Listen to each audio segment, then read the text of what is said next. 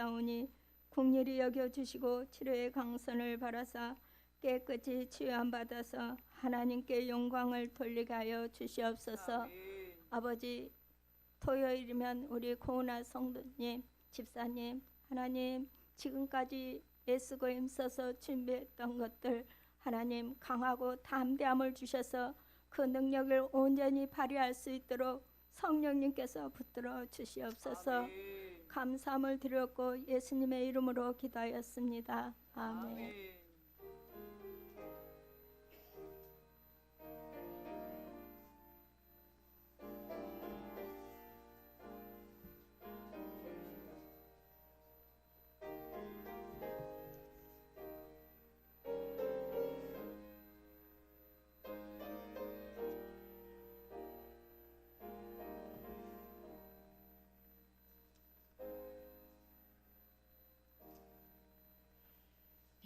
감사합니다. 하나님의 말씀을 봅니다. 예레미야 18장 1절로 13절에 있는 말씀을 한 절씩 교독하도록 하겠습니다. 구약 성경 1079쪽입니다.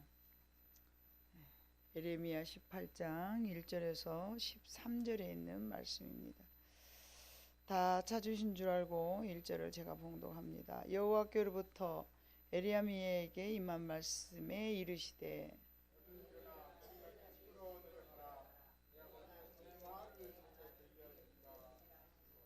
내가 토기장이의 집으로 내려가서 본즉 그가 농로로 일을 하는데 진흙으로 만든 그릇이 토기장이의 손에서 터짐에 그가 그것으로 자기 의견에 좋은 대로 다른 그릇을 만들더라. 여호와의 말씀이니라. 이스라엘 족속아, 이 토기장이가 하는 것 같이 내가 능히 너희에게 행하지 못하겠느냐. 이스라엘 족속아, 진흙이 토기장이의 손에 있음 같이 너희가 내 손에 있느니라. 만일 내가 말한 그 민족이 그의 악에서 돌이키면 내가 그에게 내리기로 생각하였던 재앙에 대하여 뜻을 돌이키겠고, 만일 그들이 나 보기에 악한 것을 행하여 내 목소리를 청종하지 아니하면 내가 그에게 유익하게 하리라. 한 복에 대하여 뜻을 돌이키리라.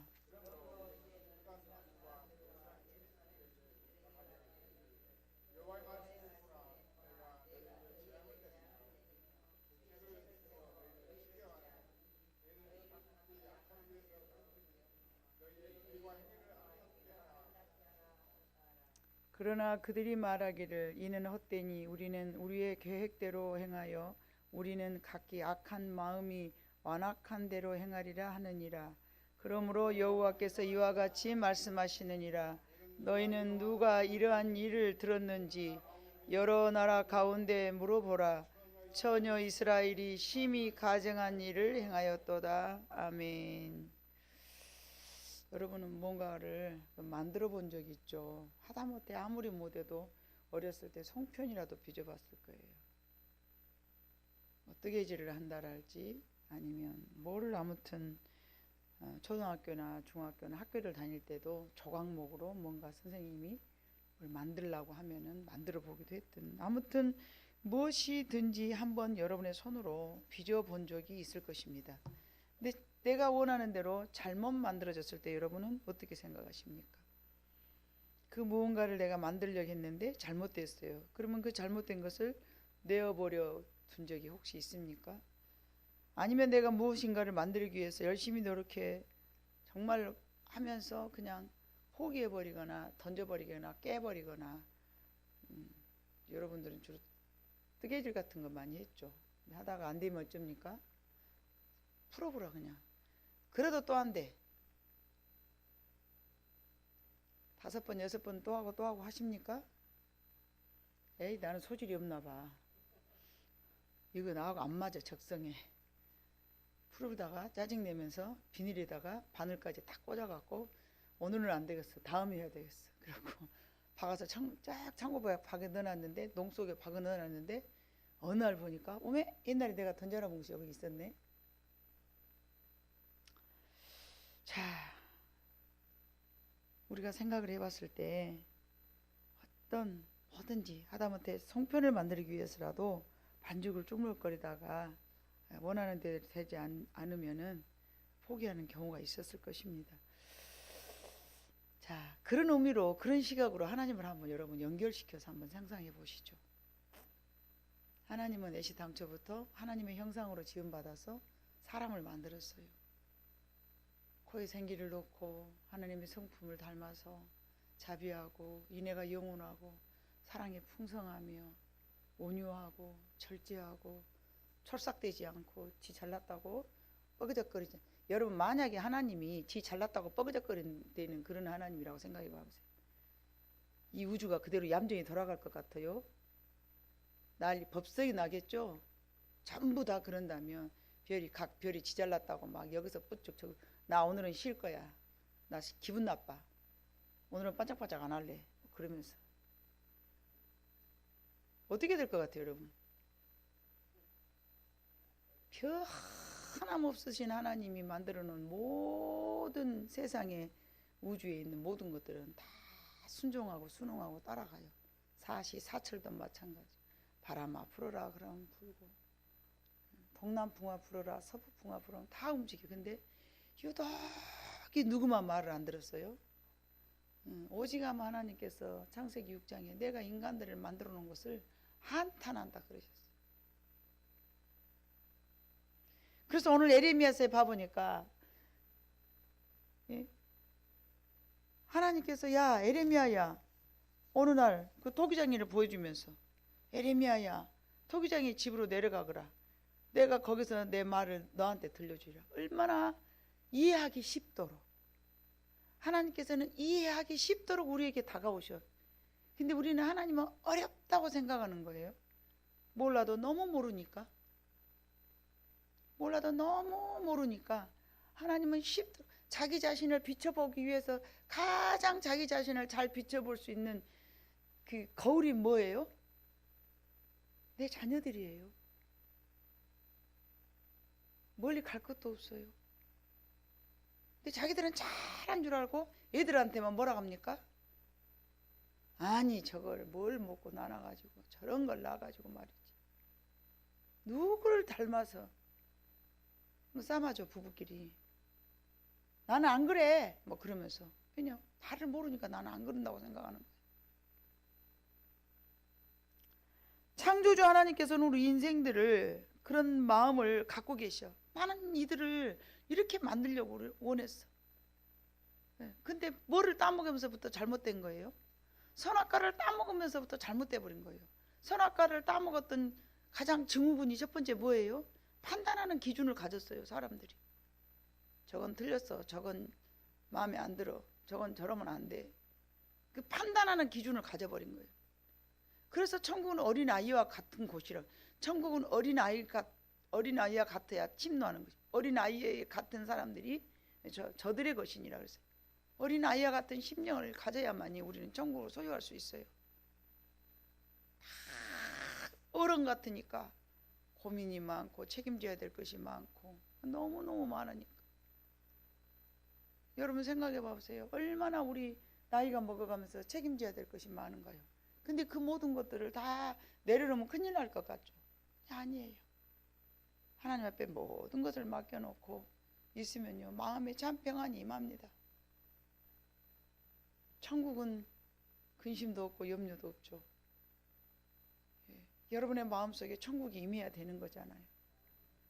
근심과 걱정은 몰아내야 되겠죠. 그래서 창조주 하나님께서는 우리 인생들에게 이런 도자기를 만드는 그런 그 토기장이로 하나님을 비유하신 거잖아요. 6절에 여호와의 말씀이니라 이스라엘 족속아 이 토기장이가 하는 것 같이 내가 능히 너희에게 행하지 못하겠느냐. 이스라엘 족속아 진흙의 토기장이 손에 있음 같이 너희가 내 손에 있느니라. 내가 어느 민족이나 국가를 뽑거나 부수거나 멸하라 할 때에 만일 내가 말한 그 민족이 그의 악에서 돌이키면 내가 그에게 내리기로 생각했던 재앙에 대하여 뜻을 돌이키겠고 내가 어느 민족이나 국가를 건설하려 하거나 심으려 할 때에 만일 그들이 나 보기 약한 것을 행하며 내 목소리를 청종하지 아니하면 내가 그에게 유익하게 하리라 하고 한 복에 대하여 뜻을 돌이키리라. 하나님이 어떤 계획을 세워서 그 나라를 이렇게 세우려고 했는데 막 하나님의 뜻에서 어긋난 짓을 하면은 하나님의 복 주려고 마음 먹었던 것을 돌이켜 버린다고 했어요. 하나님은 우리가 토기장의 손에 우리가 놓여 있음을 우리는 알아야 돼. 저와 여러분은 여러분 토기장이 하나님의 손에 이렇게 우리가 놓여 있어요. 오늘 예레미야 18장에 보니까 너희가 뭔가를 했을 때 잘못했으면 하나님께 그 뜻을 돌이켜서 도자기를 만들려고 했던 것을 깨부셔버린다는 거죠. 이와 같은 말씀이 이사야 29장에도 있거든요. 한번 여러분 봐보세요. 예레미야 말고 이사야 29장. 토기장이로 비유한 말씀이 이사야에도 있는데 바울 사도도 이 말씀을 인용하였지만 하나님은 에레미야에게도 하셨지만 이사야에게도 같은 내용을 말씀하셨어요. 29장 16절에 봐보니까 너희의 패역함이 심하도다. 토기장이를 어찌 진흙같이 여기겠느냐. 지음을 받는 물건이 어찌 자기를 지은 이에게 대하여 이르기를 그가 나를 짓지 아니하였다 하겠으며 빚음을 받은 물건이 자기를 빚은 이에게 대하여 이르기를 그가 총명이 없다 하겠네. 하나님 왜 나를 이렇게 만들어놨냐. 하나님 내 인생이 왜 이렇게 모양 이 꼴이냐. 이거는 토기장이를 비웃고 비아냥거린다는 것입니다. 이 이사야 29장에 있는 말씀은. 자, 이사야 45장 9절에도 같은 내용의 말씀이 있는데 여러분 봐보시게요. 이사야 45장 9절에 있는 말씀. 질그릇 조각 중 한 조각 같은 자가 자기를 지으신 이와 더불어 다툼인데 화 있을진저 진흙이 토기장이에게 너는 무엇을 만드느냐 또는 네가 만든 것이 그는 손이 없다 말할 수 있거든요. 아버지에게는 무엇을 낳았소 하고 묻고 어머니에게는 무엇을 낳았으며 해산의 수고를 하였소 하고 묻는 자는 화 있을진저 왜 나를 이 모양 이 꼴로 이렇게 해놨냐. 하나님이 왜 나를 이 모양 이 꼴로 해놨어. 이런 것들. 같은 말씀으로 사도 바울은 이 두 말씀을 인용하셔서 로마서 9장에 봐보면 로마서 9장 21절로 23절에 한번 봐보면요. 여러분 에레미야서에 있는 토기장이 이사야서에 있는 토기장이의 말씀을 인용하여서 바울 사도도 그렇게 이야기를 합니다. 21절 23절 같이 읽어봐요. 시작. 토기장이가 진흙 한 덩이로 하나는 귀 있을 그릇을 하나는 천 있을 것을 만들 고난이 없느냐. 만일 하나님이 그의 진노를 보이시고 그의 능력을 알게 하고자 하사 멸하기로 준비된 진노의 그릇을 오래 참으심으로 관용하시고 또한 영광 받기로 예비하신 바 긍휼의 그릇에 대하여 그 영광의 풍성함을 알게 하고자 하셨을지라도 무슨 말을 하리요. 아멘. 하나님께서 어떤 것은 천하게 쓸 그릇으로 만들고 어떤 것은 귀하게 쓸 그릇으로 만들었는데 하나님이 만들 고난이 왜 없겠냐. 하나님의 주권이다라는 얘기죠. 하나님의 주권이다. 하나님은 토기장이를 비유하여서 하나님께서 말씀하셨는데 토기장이 손에 있는 그릇은 토기장이가 마음에 들지 않으면 깨트려 부숴버릴 수 있다는 얘기입니다. 다른 말씀으로 해석한다면 하나님은 우리 인생들에 의하여서 움직이지 않으시고 하나님의 권한으로 우리를 만들어 가시고 사용하신다는 말이죠. 근데 우리 인간은 우리 인간의 뜻으로 하나님을 좌우지합니다. 하나님 이렇게 해주세요. 하나님 저렇게 해주세요. 이거는요 하나님의 뜻과 어긋난 내 고집대로 하나님 앞에 원하는 것이죠. 이렇게 해주세요. 저렇게 해주세요. 저는 철저히 그렇게 살다가 망한 사람이라 그 망하고 난 이후부터는 정신 차려서 하나님의 뜻을 쫓아가려 합니다. 실패했던 내 인생의 가장 큰 이유가 내 맘대로 자행자재하고 살았다는 것을 뼈저리게 느꼈습니다. 내가 내 맘대로 살 때 완전히 거지 됐습니다.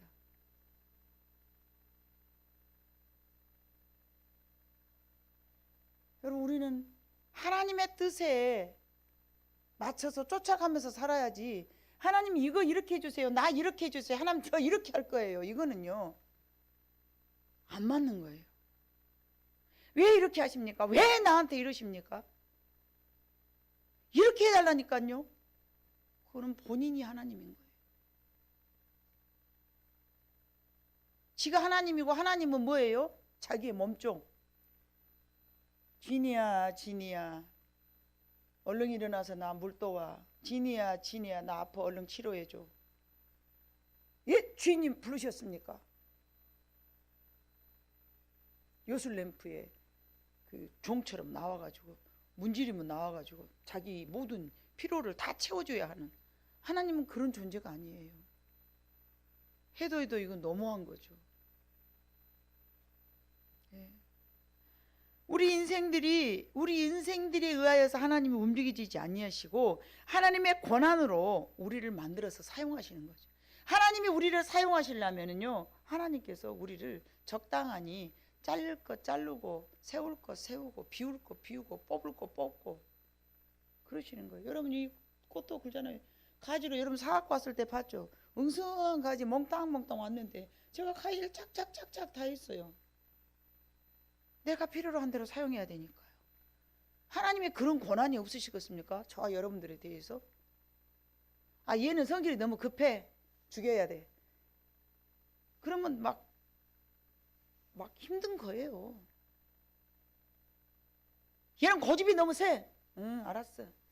뭐든지 네 하는 것은 내가 다 안 도와줄 거야. 하나님이 우리를 만들어 가신다는 사실을 우리는 기억해야 됩니다. 그 선하신 뜻대로 만들어 가신다는 말씀이 우리 인간의 요구를 채워주시거나 충족시켜주지 않는다는 의미입니다. 도예가가 자기의 작품을 만들 때 자신의 생각과 그 의도를 가지고 어떤 작품을 만들 것인가를 먼저 선택합니다. 그것은 전적으로 도예가의 마음에 달린 것이죠. 하나님께서는 우리 인간을 만드셨을 때 하나님의 형상대로 하나님의 선하신 도구대로 얘는 내가 여기다 이렇게 놔놓고 이렇게 써먹고 얘는 여기다 이렇게 놔둬서 내가 얘는 여기다 이렇게 써먹고 하나님의 쓰시고자 하시는 하나님의 그 계획이 있으시다는 얘기죠. 예.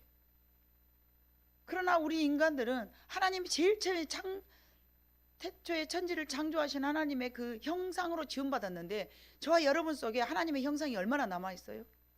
어떤 꼭 쓰시고자 원하시는 그릇이 아닐지라도 모든 인간들에게 오늘 에레미야서는 이스라엘 백성들이 변질되어 갖고 있기 때문에 그들을 하나님께서 진노하시는 내용이거든요. 그러면 우리가 뭔가를 잘못했을 때 하나님의 뜻과 부합되지 않고 살아갔을 때에 하나님께서 우리를 그대로 내버려 두시지 않는다는 얘기입니다. 선하신가 자비하신가 인애로우심과 사랑하신가 신실하심 의로우심 등등들이 우리한테 다 있었어요. 근데 그런 모든 것들이 다 사라져 버렸어요. 원래 내가 이래. 원래가 우리 이렇게 안 생겼었다니까요. 하나님 만들었을 때 우리 인간에게 있는 하나님의 형상이 너무나 많이 파괴됐어요. 열왕기상 11장 1절로 5절에 봐보면요, 다윗이 얼마나 훌륭한 왕이었습니까? 우리가 잘 알다시피 열왕기상 11장 여러분 1절로 5절을 함께 한번 읽어봐 볼까요?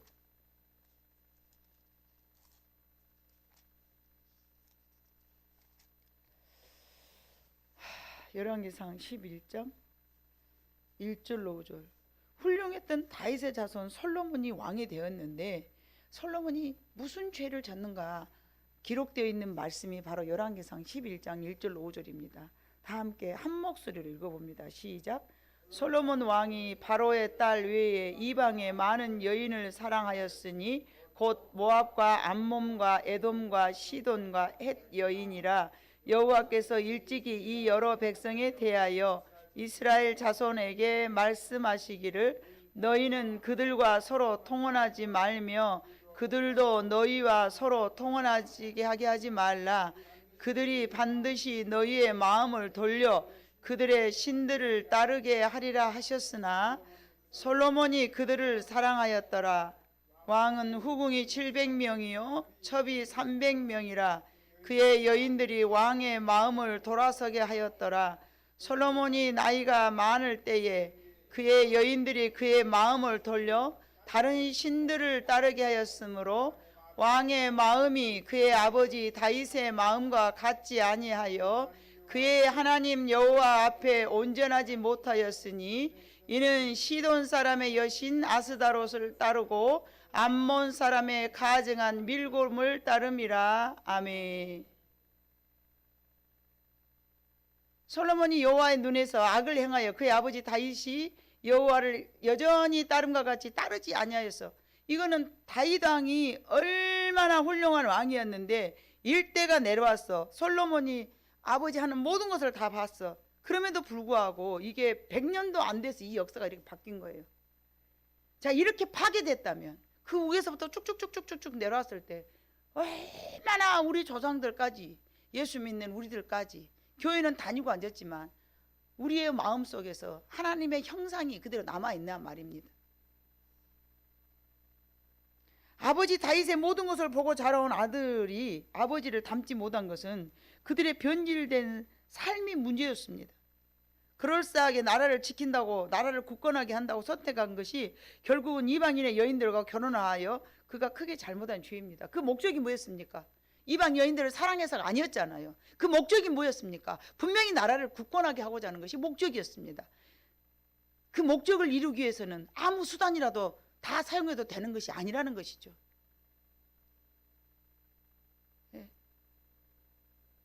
가령 예를 들어서 나는 하나님 앞에 드릴 헌금이 없어. 그러니까 내가 기생이라도 해서 돈 벌어갖고 하나님 앞에 11조 내야 되겠다. 이게 맞냐 말입니다. 가령 예를 들어서 나는 하나님 앞에 헌금을 많이 하고 싶어. 돈이 없어. 도둑질이라도 해서 내가 하나님 앞에 드릴 거야. 이게 목적은 선할지라도 방법이 틀리면 안 되는 거예요.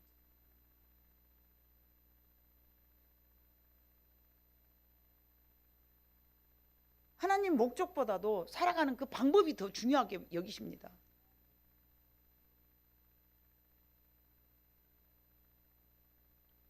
그래서 이 여인들과 결혼하여 가지고 그가 크게 잘못을 했는데 열왕기상 8장 25절에 봐보니까 어떤 말씀이 있냐면 이스라엘의 하나님 여호와 주께서 주의 종 내 아버지 다윗에게 말씀하시기를 네 자손이 자기 길을 삼가서 네가 내 앞에서 행한 것 같이 내 앞에서 행하기만 하면 네게서 나의 이스라엘 왕위에 앉을 사람이 내 앞에서 끊어지지 아니하리라 하셨사오니 이제 다윗을 위하여 그 하신 말씀을 지키시옵소서. 이거는요 본인이 하나님께 기도했던 내용이에요.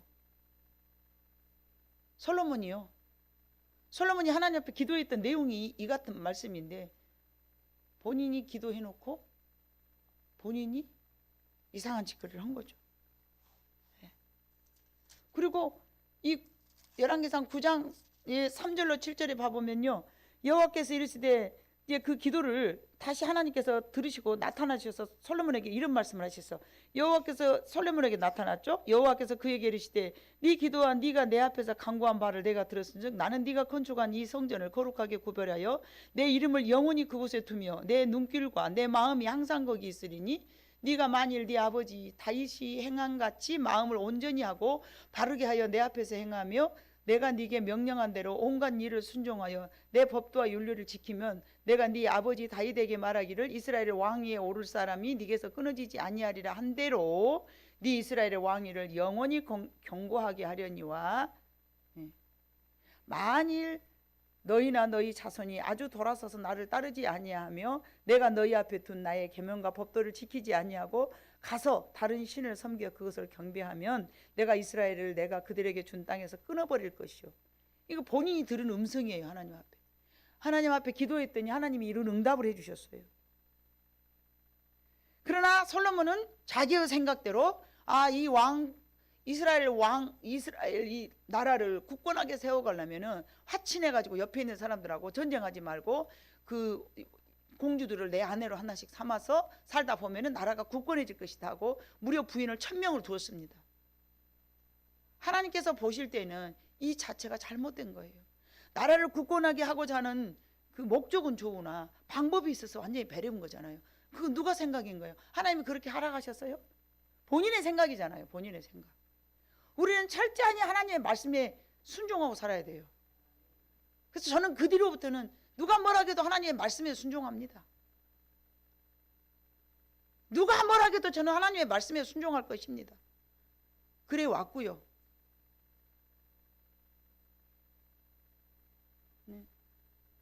누가 나를 어떻게 보든 하나님만 저를 온전하게 보시면 되잖아요. 저는 하나님의 종이지 사람의 종이 아닙니다. 사람들이 이럽시다 저럽시다 할 때 그때 같이 움직여지는 건 사람의 종이죠. 그러나 저는 철저하게 하나님의 종입니다. 목사님 이래야 돼요, 목사님 저래야 돼요, 그건 사람 종이죠. 비록 내가 배가 좀 고프더라도 저는 하나님의 종만 될 것입니다. 만약에 솔로몬이 그와 같이 자기가 기도한 내용대로 하나님께서 응답하셨고 그 응답대로 본인이 살았더라면 이스라엘 왕국이 분열됐을까요? 이스라엘과 유다로 분열이 안 되죠. 사람 생각으로는 얼마나 그럴싸합니까? 야, 전쟁도 안 하고 좋다. 우리 아버지는 전쟁을 했는데 나는 전쟁도 안 하고 그 왕들 딸하고 같이 결혼하고 그러면 안 쫓아오겠구만. 얼마나 그럴싸합니까, 여러분? 얼마나 그럴싸합니까? 여러분, 머리 좋다고 머리 믿고 사지 마세요. 저도 나름 머리가 굉장히 좋은 사람이에요. 머리 믿고 살다가요 큰일 납니다. 자기 머리 믿고 산 사람들은 지가 하나님인 거예요.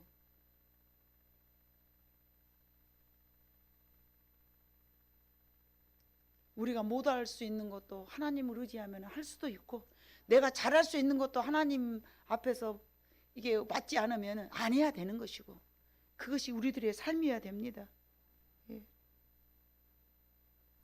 하나님께서는 그런 우리로 만들어 가시려고 계속 만드십니다. 예.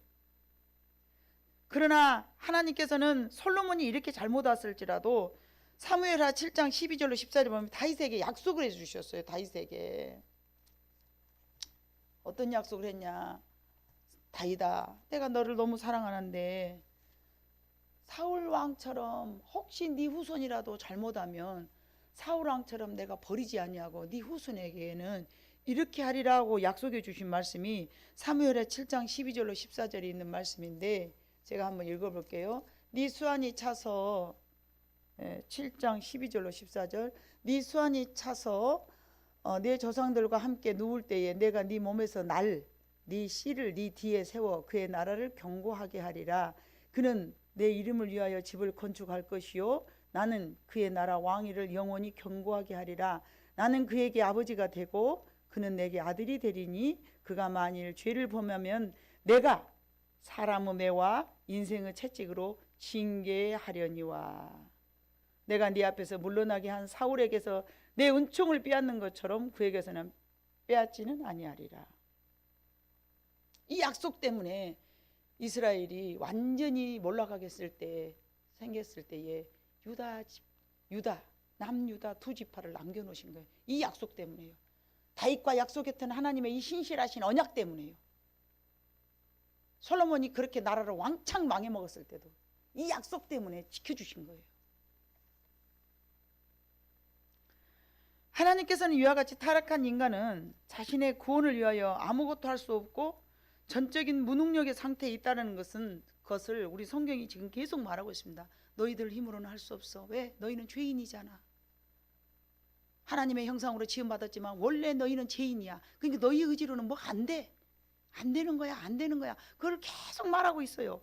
오늘 지금 솔로몬도 그가 자기 지식으로 뭔가를 하려고 했지만은 안 된 것을 왜 기록해 놨느냐? 너희 인간으로 힘써서 예수가 하는 것은 내가 도와주지 않으면 너희는 아무것도 안 돼. 그걸 지금 말하고 계시는 거예요. 우리가 그러므로 구원받게 되면 오직 하나님의 주권적 선택의 은혜로만 가능한 일이죠. 우리가 오늘 여기 살아온 것도 지금 오늘 여기 있는 것도 하나님의 주권적 능력에 있단 말입니다. 인간의 지위나 물질이나 또는 학식이나 교양이 그것들에 은하여서 우리가 정해진 게 아니에요. 잘 배우면 우리는 막 성공하고 행복할 것이다. 그러지 않습니다.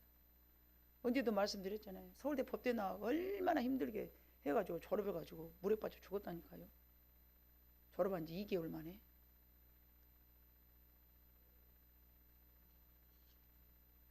그럼 그 어머니가 비짝 말라갖고 어째서 이렇게 말라 계셨어? 네, 삼각동에 살 때 아주 오래됐어요. 한 20년 전이. 아들한테 미안하다고, 아들한테 미안하다고, 내가 아들을 죽인 놈 어메라고, 내가 아들을 죽인 사람이라고 어째서 그렇게 말하시냐고 꽃집 이제 꼬치꼬치 상담을 했죠. 했더니 아주 한 고향에 사는 아들 엄마가 이제 다른 그 아들 엄마의 친구 아들이 운전면허증만 보면 떨어진 게, 그때만 해도 운전면허 시험이 보기 어려웠어요. 운전면허증만 보면 떨어지니까 하도 떨어진 게 운전면허라도 따야 무엇을 해먹고 살겠는데 도대체 시험만 보면 떨어지니까 이 법대에 나온 아들한테 대신 대리로 시험을 쳐주라고 그랬어. 엄마가 부탁을 했어. 근데 법대 나와가지고 졸업해갖고 2달밖에 안 됐는데 법관에 서서 내가 판결을 하고 판단하고 이거 법조인이 돼가지고 말이지, 법을 어기고 가서 너무 이름 바꿔가지고 대신 가서 쪄주. 그게 얼마나 착하면 그랬겠어요. 그게 그것이 괴로워가지고 아들이 물에 빠져 죽어본 거예요. 그게 그걸 부탁하는 엄마는 내가 죽였다고 하게 생겼는가요, 여러분?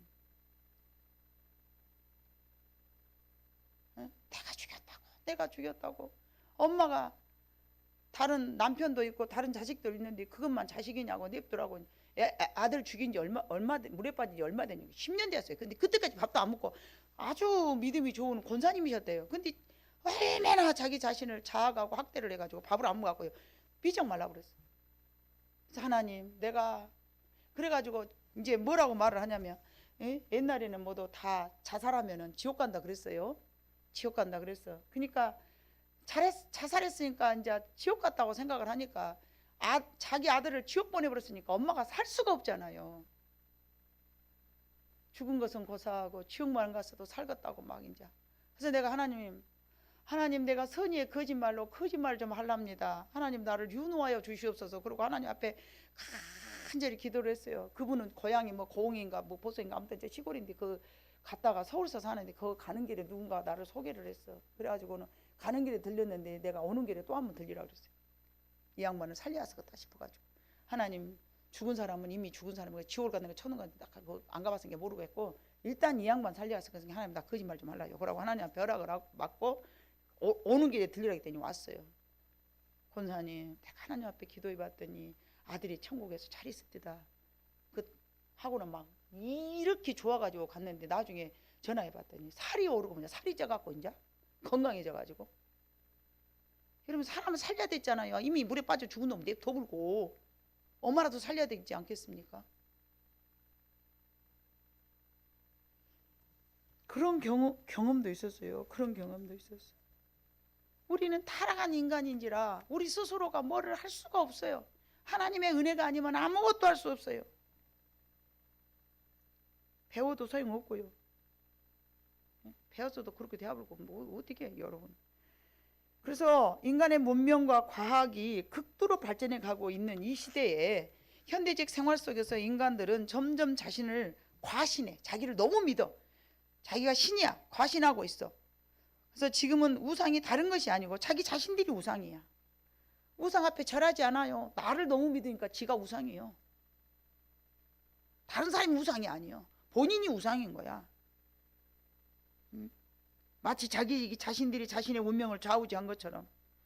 어제는 제가 여수 손영원 목사님의 그 유복자 아들 임신해갖고 7개월 있는데 이 손영원 목사님 돌아가셨는데 3개월 있다가 태어난 손동일 목사를 만나고 왔어요.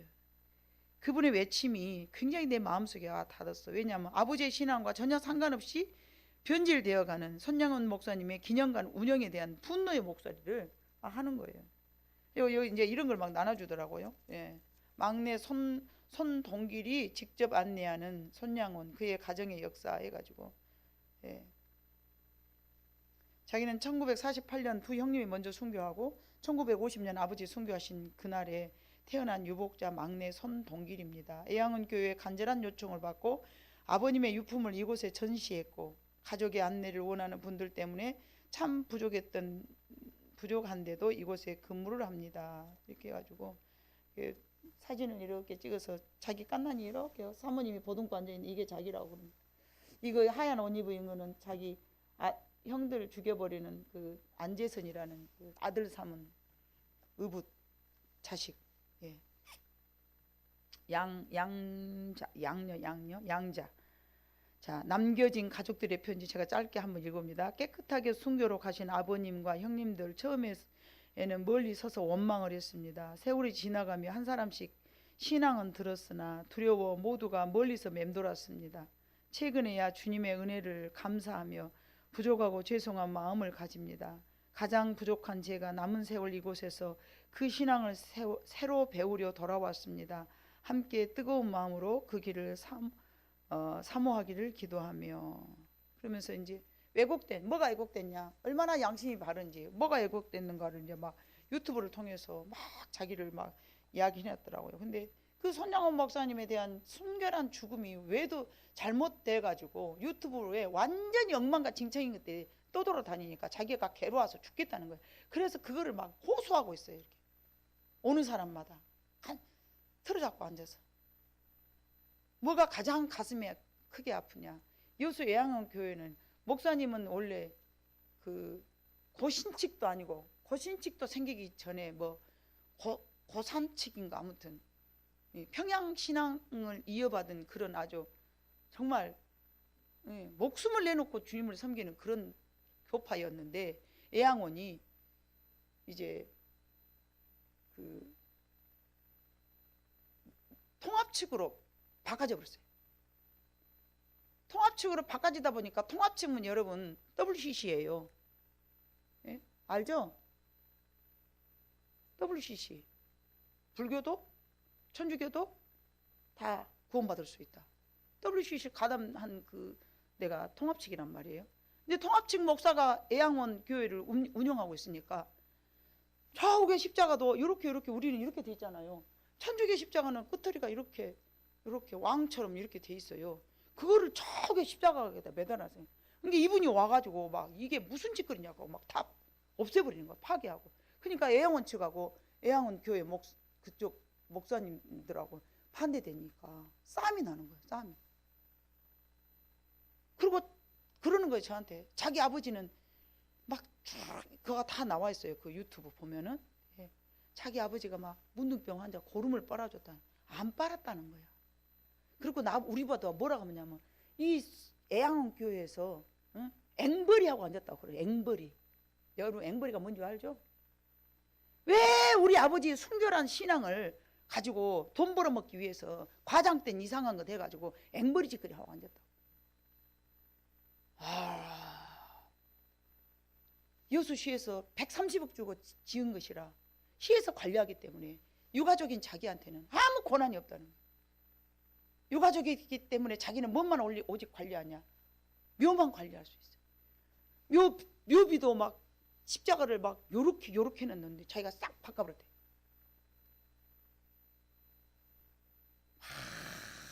가슴 아파하면서 변질되어가는 신앙에 대해서 너무너무 목소리를 높이면서 4년 전서부터 이제 와갖고 여기서 자기가 아버지의 신앙을 바르게 전파하고 싶다고. 하다못해 한 사람의 목소리를 높여서 이렇게 바른 신앙을 아버지가 그 일제시대 때 이제 해방이 되고 난 다음에 국회에 대하여 경례 그러면 45도로 이렇게 접고 국회에 대해서 그렇게 했대요, 일본 놈들이 가르쳐가지고. 근데 이 손양 목사님이 그 이승만 대통령한테 가가지고 그건 우상숭배니까 이렇게 하자고 만드신 분이래요. 국회에 대하여 경례 이거를 만드신 분이래요. 이렇게 목숨 걸고 참 죽도록 충성하라는 들어가면 그게 있어요. 죽도록 충성하라, 하나님 앞에 충성해야 될 그런 마음가짐을 갖다가 많은 사람들이 그걸 갖다가 장사해 먹으려고. 그 아버지 누구 돌아가셨을 때 그 죽은 안재선 씨가 암 걸려 이제 죽었다 없대요. 근데 그 사람이 왔는데요. 그 누구 자기 엄마 초상 때인가 그런 아무튼 그랬다는데 상복도 안 입고 빨간 양복 입고 와갖고 사진 찍어놨어요. 거기다 예수 안 믿는 사람으로 바꿔줘버렸다고 그래요. 근데 거기서 그 교회 애양원 교회 장로가 와서 소개를 하는데 뭐라고 하냐면요, 이분이 빨간 옷 입은 것은 말을 안 해. 밖에 서 있는 목사님은 들어도 못해. 그 안에 기념관에 들어가도 못해. 권한이 없으니까. 밖에서만 그러니까 추운 데서 바람 땡땡 부는 데서 누가 하나 나오면 마른 거 전하려고 막 그렇게 서서 고생을 하고 계신데 그 안에 양반들은 이상한 그 막 만들어 놓고 우리한테 이제 보여주면서 응? 봐봐라고 이 사람이 그분이다 그러면서 뭐라고 말하냐면 목사님이 계실 때는 안재선 씨를 옹호해 주니까 살만하다가 목사님이 돌아가시고 나니까 온 가족들이 싫다 해갖고 이 사람이 이제 상처받아가지고 떠났다고. 그래가지고 변질됐다고. 그 시기를 누구한테 다 책임을 돌리냐면 그 유가족들한테 다 책임을 또 돌리더라고. 이 말만 딱 들으면 손영원 목사님에 대한 가족에 대해서 또 한 번 이들을 죽이는 일을 하더라고. 그 애양은. 근데 밖에 있는 그 목사님은 그런 말은 설명하지도 않아요. 사람이 말이라는 거 여러분 같은 상황인데 여기서 이 말하니까 한 사람을 죽여버려. 말로. 진실을 말해야 되는데 그 사람이 들어봤을 때 내가 봤을 때는 이 사람은 안재선 씨하고 뭔가 연결된갑다 그 생각이 들더라고요. 왜냐하면 안재선 씨 아들이 지금 막 해외로 돌아다니면서 앵벌이 하고 있거든요. 지가 뭐이라고.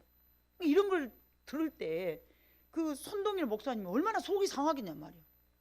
뭐 손양원 목사님하고 피가 섞어졌어. 못이 섞어졌어. 근데 나는 안재선 씨 아들입니다 하면서 목사 됐더만요. 우리 아버지가 나한테 목사하라겠다고 그러면서.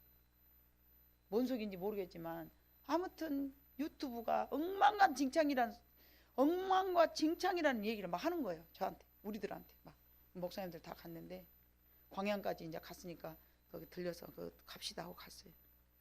그래서 제가 엉뚱한 데로 가서 너무 시간을 많이 낭비를 했네요. 어찌 됐든 변질되어가는 세상에서 참 우리가 변화되기란 매우 어렵습니다. 세상은 이렇게 급변하고 있습니다. 어떻게 해요? 악하게요. 그 고인에 대한 그 불명예스러운 일들을 아무렇지도 않게 100년도 안 됐는데 뻐젓이 하고 있는 거예요. 그분을 이해하는 척 해가지고 너무너무 속상해라 하시더라고요. 그 한동일 목사님은. 그러나 우리가 하나님의 손에 있으니까 우리는 변질되어 가는 세상에서도 다시 하나님 앞으로 변화될 수 있는 오늘 토기장이 예하는 그거거든요. 하나님의 손에 있어서 내가 잘못되면 다시 재생하신다. 또 만드신다. 자, 로버트 설버트 이야기가 있는데요. 로버트 설버트는 1922년에 소아마비로 태어났어요. 처음에 의사들은 단지 며칠밖에 못 산다 그랬어요. 극히 비관적으로 진단했지만 몇 년이 지나도록 살고 있는 거예요. 근데 지금 제가 읽어드릴 이 내용은 로버트 설버트가 직접 그 일기처럼 쓴 이야기니까 한번 읽어드릴 테니 들어보세요. 나의 부모님은 의사로부터 나의 다리가 쪼여서 걸을 수 없으며 따라서 사는 동안 식물인간처럼 살 것이라는 말을 들었다. 그러나 나의 어머니는 내가 꼭 걸어야 한다고 생각하셔서 나의 모든 신체를 운동시켰다. 9살 때 학교에 가게 됐는데 9살 때 그는 18개월 된 아이처럼 자기의 몸을 사용했다. 나의 신체적인 결함은 나를 자주 좌절과 고통에 빠뜨렸다. 그러던 어느 날 나는 내 방 거울 앞에서 내 몸을 비춰보고 매우 괴로워했다. 그런데 바로 그때에 나의 마음속에서 뚜렷한 음성이 들려왔다. 바로 내가 너를 그렇게 만들었다. 그러므로 슬퍼하지 말라. 하나님의 음성을 주신 거죠. 그때 이후로 나는 나의 신체에 대해 괴로워하지 않았다. 왜냐하면 하나님의 은혜가 내게 넘친다는 사실을 인정했기 때문이다. 고등학교 3학년 때 나는 40명이 경쟁한 웅변대회에서 2등을 하였다. 그리고 학급 내에서 10% 안에 드는 성적으로 졸업하였다. 대학 진학 후에 양쪽 부모들의 반대를 무릅쓰고 나는 결혼을 하였다. 부모님들은 장애자들끼리는 살기 어려울 것이라고 여겼기 때문이다. 설버트 아내는 뇌성마비 환자였기 때문에 우리는 뇌성마비 아이들을 가리키는 일을 하였다. 그 후 나는 엘라버머주 비밍햄 교회에 있는 교회 담임 목사로 심우했고 비밍햄 장로의 의장으로 일을 했다. 로버트 설버트는 그 이후로 생일 36살 젊은 나이로 죽었다는 실화입니다. 며칠밖에 못 산다는 사람이 이렇게 36년 동안 살면서 그냥 갔다 그냥 간 것이 아니라 이렇게 훌륭한 일을 만들어서 일을 하다가 갔다라는 그런 실화입니다. 자, 우리들은 고통을 즐거워하지 않죠. 고통을 즐거워할 사람은 아무도 없습니다. 그러나 내가 싫어하는 고통을 통하여서 하나님께서는 선을 이루십니다. 우리의 고통은 천국의 다이아몬드의 광선이다라는 책을 지어낸 목사님이 한 분 계시는데요. 그 고통 자체는 악입니다. 고통 자체가 천국은 아니죠. 고통 자체는 분명히 악입니다. 그러나 그 고통이 하나님의 손에 들어가면 모든 것이 변화가 됩니다. 고통은 지적인 훈련이 있어야 하고, 고통을 볼 때 우리는 축복을 바라보는, 고통 뒤에 따라오는 축복도 바라봐야 될 줄로 믿습니다. 에덴 동산은 여러분 고통이 있을까요? 없습니다. 거기는 완성된 천국이기 때문에 그렇습니다. 우리는 결국 하나님의 형상대로 지음받았으니까 하나님의 형상화 되어져 가고 있는데, 그분의 손에 우리를 모두 맡겨야 됩니다. 오늘 본문을 읽었던 에레미야 한번 봐보시죠. 6절과 10절. 에레미야 18장 6절과 10절을 한번 봐봅니다. 6절을 봐보니까 여호와께서 여호와의 말씀이니라. 이스라엘 족속아, 이 토기정이가 하는 것 같이 내가 능히 너희에게 행하지 못하겠느냐. 이스라엘 족속아, 진흙이 토기장이 손에 있음 같이 너희가 내 손에 있느니라. 아멘.